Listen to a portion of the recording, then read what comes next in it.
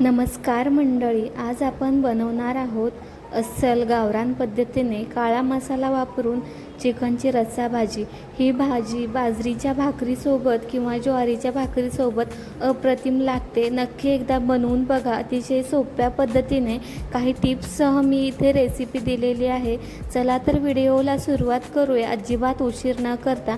तर त्यासाठी मी इकडे बेसिक आपलं जे कांदा, लसूण, खोबरं, कोथिंबीर, आलं अशा प्रकारे छान असा मसाला बारीक करून घेतलेला आहे आणि आता तो मसाला छान असा भाजून घ्यायचा आहे।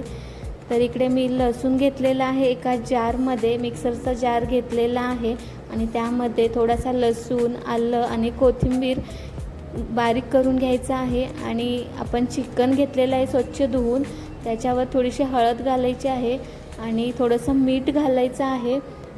नंतर आलं, लसूण आणि कोथिंबीर जी आपण बारीक वाटून घेतली होती मिक्सरमध्ये, ती लावून घ्यायची आहे पूर्ण आणि छान पद्धतीने छान असं सगळीकडे लावून घ्यायचं। आणि आता त्यानंतर आपण फोडणी घालणार आहोत। तर त्यासाठी एक पॅन ठेवून तेल गरम झाल्यानंतर बारीक कट केलेला कांदा घालायचा आहे आणि चांगला असा कांदा परतून घ्यायचा आहे। तर कांदा लाल होईस तोपर्यंत चांगला परतून घ्यायचा आहे, एकसारखं हलवत राहायचं आहे।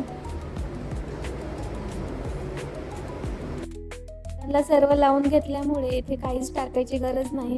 आणि आता ते लावून घेतलेलं चिकन त्या फोडणीमध्ये घालायचं आणि एक प्लेट ठेवायची वर आणि त्याच्यावर पाणी घालायचं आहे।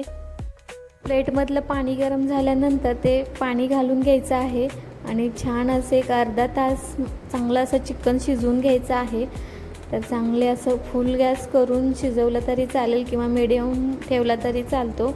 तर इकडे आपलं आता चिकन शिजेपर्यंत आपण आता मसाला इकडे वाटून घेऊयात, बनवूयात मसाला।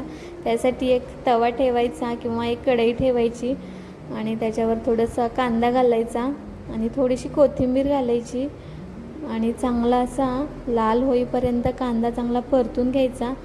आणि कांदा थोडासा लाल झाल्यानंतर त्याच्यावरती बारीक कट केलेलं खोबरं घालायचं आहे आणि तो पण चांगला असा लाल होईस तोपर्यंत चांगला मसाला भाजून घ्यायचा आहे। लसूण पण याच्यामध्येच घालायचं आहे जेणेकरून छान असा भाजला जातो आणि चवीला पण खूप छान लागते भाजी।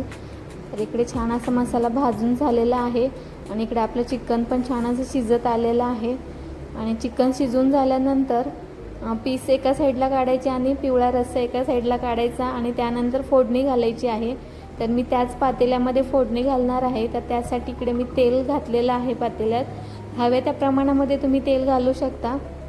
आणि तेल चांगलं तापल्यानंतर कोथिंबीर, आलं लसणाची पेस्ट घालायची आहे आणि छान असा मसाला परतून घ्यायचा आहे तेलामध्ये। आणि तो मसाला चांगला परतून घेतल्यानंतर आपण जे खोबरं आणि कांदा छान असा भाजून त्याची पेस्ट केली होती, काळा मसाला बनवला होता, तो काळा मसाला घालून घ्यायचा आहे। तर मी अशा पद्धतीने काळा मसाला मिक्सरमध्ये चांगला असा बारीक वाटून घेतलेला आहे आणि तो आता चांगला असा परतून घ्यायचा आहे तेलामध्ये।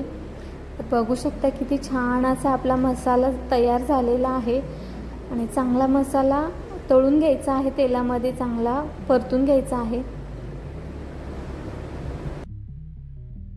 सारखं हलवत राहायचं आहे जेणेकरून मसाला करपणार नाही जास्त। आणि छान असा आपला मसाला इकडे तळून झाल्यानंतर थोडंसं तेल सुटल्यानंतर आपण त्यामध्ये थोडंसं ज्वारीचं पीठ घालायचं आहे किंवा बाजरीचं असेल तर बाजरीचं घातलं तरी चालेल। तर अशा पद्धतीने एकदा तुम्ही नक्की भाजी बनवून बघा, अतिशय छान लागते। ज्वारीचं पीठ किंवा बाजरीच्या पिठाने अजून जास्त चव वाढते, त्यामुळे थोडंसं पीठ घालायचं नेहमी भाजी बनवताना। आणि आता छान असं पीठ चांगलं लाल होईल तोपर्यंत तळून घ्यायचं आणि ते पीठ चांगलं लाल झाल्यानंतर अर्धा चमचा हळद घालायची आणि घरचा काळा मसाला घातलेला आहे 1 चमचा मी आणि अर्धा चमचा लाल मिरची पावडर घातलेली आहे।